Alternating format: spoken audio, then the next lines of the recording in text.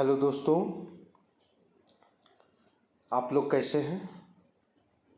IIGS के YouTube channel में आप लोगों का स्वागत है मित्र। तो आज हम आप लोगों के साथ EVS के कुछ महत्वपूर्ण टॉपिक पर चर्चा करने जा रहे हैं। तो EVS का जो टॉपिक है वो CTET और JTET दोनों के लिए इम्पोर्टेंट है। साथ ही साथ अन्य जो कॉम्पिटिटिव एग्ज़ाम होते हैं उसमें भी EVS से संबंधित प्रश्न पूछे जाते हैं, इन्वायरमेंटल साइंस से प्रश्न पूछे जाते हैं। तो एक छोटा सा टॉपिक मैं आज आप लोगों के साथ शेयर करूंगा जो बहुत इम्पॉर्टेंट है और काफ़ी एग्ज़ामों में उससे प्रश्न भी पूछा जाता है और पूछा जा भी रहा है। तो आइए उस छोटे से टॉपिक को देखें। इससे पहले मैं आपको अपने इंस्टीट्यूट के बारे में बताना चाहता हूँ कि जो हमारा इंस्टीट्यूट है उसका नाम IIGS है, Indian institute of general studies. यहाँ पर विभिन्न कॉम्पिटिटिव एग्ज़ाम की तैयारी होती है। मुख्य रूप से टीचर के जितने भी एग्ज़ाम होते हैं उसकी तैयारी होती है और ख़ास करके UPSC और BPSC का एग्ज़ाम की तैयारी यहाँ पर मुख्य रूप से आपको कराया जाएगा। टीचर के सभी एग्ज़ाम, चाहे वो KVS हो, नवोदय हो, JTET हो, CTET हो, है ना, झारखंड के जो भी एग्ज़ाम हो उसकी तैयारी आपको यहाँ से करवाई जाएगी। तो आइए हम लोग EVS के उस महत्वपूर्ण टॉपिक को देखें जो जिससे प्रश्न पूछा जाता है। तो शुरुआत करते हैं। ये हमारा मोबाइल नंबर है, आप इस पर कांटेक्ट कर सकते हैं।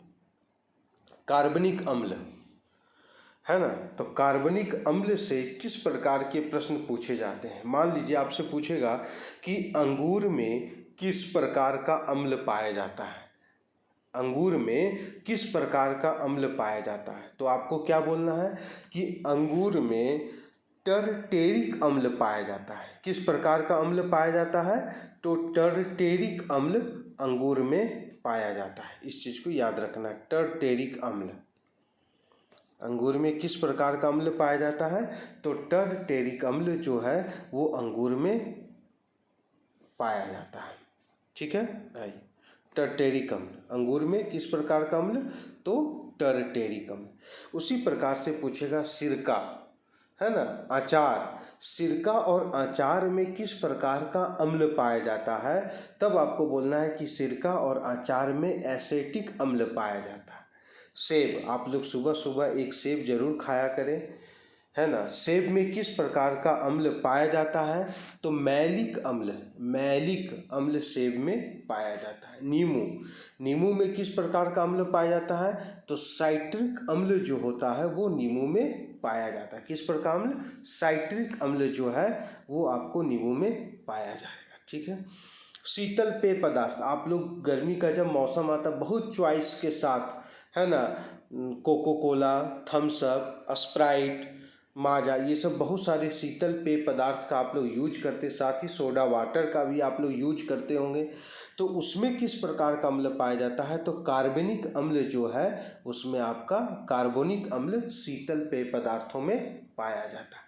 खट्टा दूध हो गया, दही हो गया, तो खट्टा दूध और दही में किस प्रकार का अम्ल पाया जाएगा, लैक्टिक अम्ल पाया जाएगा। मांसपेशियों में जो थकान होता है वो लैक्टिक अम्ल के कारण ही मांसपेशियों में क्या होता है, थकान होता है, याद रखिएगा, है ना। और विटामिन के कमी के कारण मांसपेशियों में थकान का अनुभव किसके कारण से होता है, लैक्टिक अम्ल के कारण। ठीक है।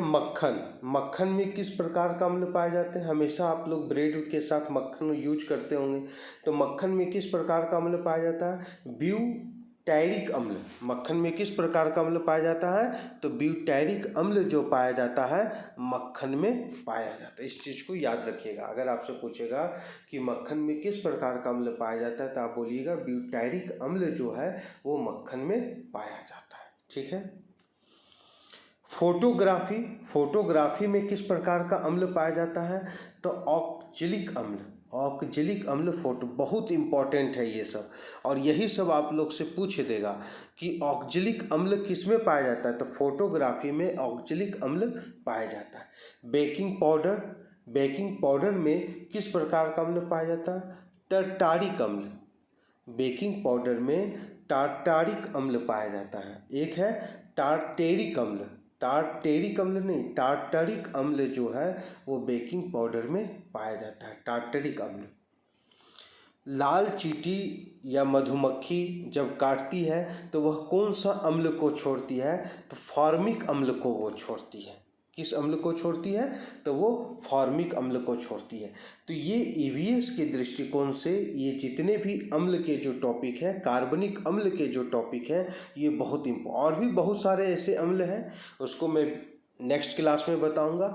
लेकिन कार्बनिक अम्ल के दृष्टिकोण से इतना आप लोग जरूर देख के जाइए, और इससे प्रश्न आपका कहीं ना कहीं रहता ही है। सी सेट में भी, सी टेट का जो एग्ज़ाम होता है उसमें भी रहता है, जे टेट का एग्ज़ाम होगा उसमें भी रहेगा, आप लोग देखिएगा। ठीक है मित्र, अन्य कॉम्पिटिटिव एग्ज़ाम में आपका यहाँ तक कि जो सेमेस्टर का जो एग्ज़ाम होता है उसमें भी इस तरह का ऑब्जेक्टिव टाइप का एक दो प्रश्न पूछ ही देता है ना। तो इस चीज़ को भी ध्यान में रखना है।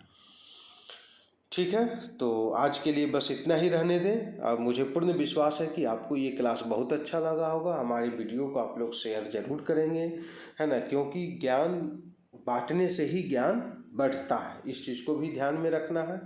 और ये हमारा फ़ोन नंबर है, मोबाइल नंबर, इस पर आप कांटेक्ट करके विभिन्न एग्ज़ामों का प्रिपरेशन कैसे होता है, उसकी तैयारी कैसे होती है, इसके बारे में आप लोग जानकारी ले सकते हैं मित्र। ठीक है, तो आज के लिए बस इतना ही रहने दीजिए। जय हिंद, जय भारत।